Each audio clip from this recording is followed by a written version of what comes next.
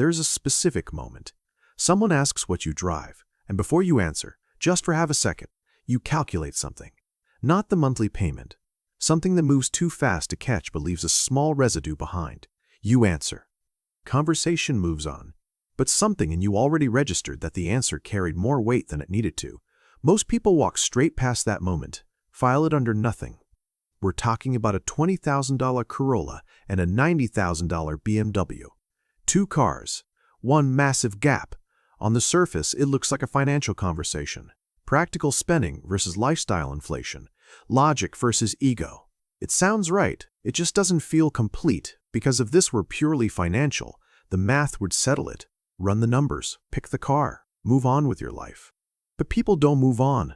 They justify, they explain. They bring it up unprompted in conversations weeks later to people who didn't ask. That's not math behavior. Something else is running underneath. Watch the energy people carry around their choice. Not the choice itself, the way they talk about it. The Corolla owner who gets slightly too precise explaining why he didn't need anything more. The BMW driver whose answer comes just a little too fast when someone questions the price.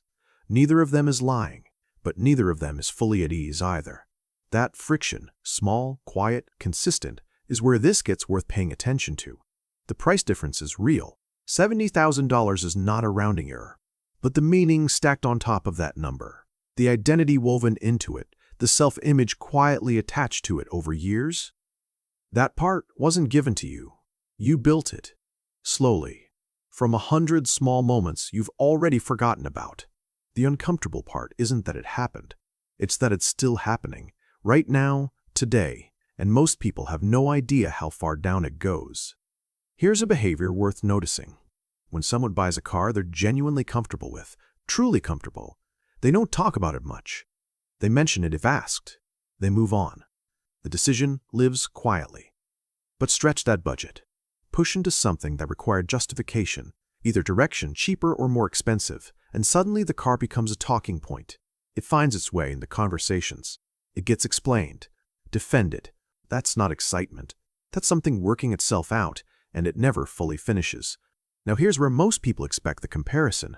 Corolla owner does this, BMW driver does that. Clean symmetry, predictable structure. But the more interesting thing isn't the difference between them. It's how similar the underlying pattern actually is. Because whether someone is justifying why they spent $90,000 or carefully explaining why they didn't, the justification itself is the signal, not the number. The need to explain a number nobody asked about. You're not describing the car. You're managing something. What exactly? That depends on the person, but it usually traces back to one thing. The gap between who you believe you are and who you're afraid other people might think you are. That gap is exhausting to carry, and spending money, in either direction, feels like it might close it. It never does. The BMW in the driveway doesn't silence the voice that said you weren't successful enough. It just gives it a different shape. And the Corolla doesn't make you more rational or grounded than everyone else. It just makes that belief easier to perform. Performance. That's the word that keeps showing up. Not choice, not preference. Performance. And here's the part that starts to get uncomfortable. Most of it isn't even for other people. You're in the car alone most of the time. No audience, no one watching. But the feeling is still there, which means the person you've been performing for this entire time was never really outside the car. Everything up to this point felt observational, interesting, relatable, safe enough to nod along to without feeling personally implicated. This part is different because there's a version of this conversation that stays comfortable, where we talk about people and behavior and psychology in a way that always feels like it's describing someone else, someone you know, someone you can picture clearly. That's the version that doesn't actually do anything. So let's try the other one. The car you drive, or the car you want and haven't bought yet, isn't a preference. It's a position, a carefully constructed signal about who you need people to believe you are. And the reason that's uncomfortable isn't because it's harsh. It's because you already knew. Some people stretch into a $90,000 car, not because they can afford it easily, but because being the person who can't afford it felt worse than the payment. That's not ambition. That's avoidance, wearing ambition's clothes. The person who dismisses that BMW loudly, calls it wasteful, ego-driven, financially irresponsible. That energy is never neutral. Genuine indifference doesn't need a verdict. One person buys the status. The other performs a rejection of it. Different behavior. Same root. Same unresolved thing sitting underneath, looking for a way to feel settled. Here's what that thing actually is. And this is the part most people skip past because it's too close. It's the fear that without the external signal, the internal reality might not hold up. That if you remove the car, the watch, the neighborhood, the job title, what's left might not feel like enough. Not to other people. To you. The car isn't the problem. It was never the problem. It's that somewhere along the way, you started using things to answer a question that things were never designed to answer.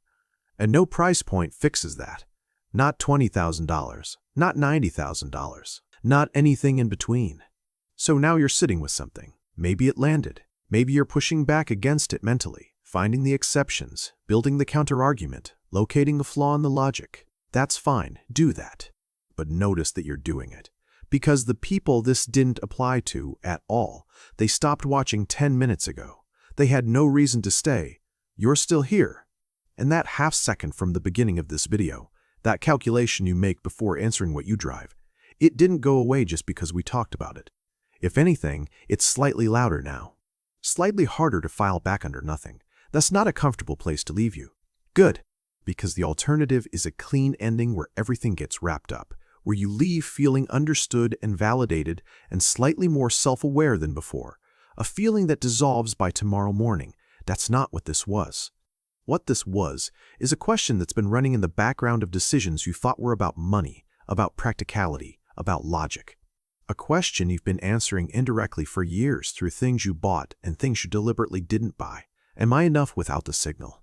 And here's where it gets left. Not resolved, not answered, just placed in front of you. Because some people watch something like this and genuinely shift something, not dramatically, just quietly. A small recalibration in how honestly they look at the next decision.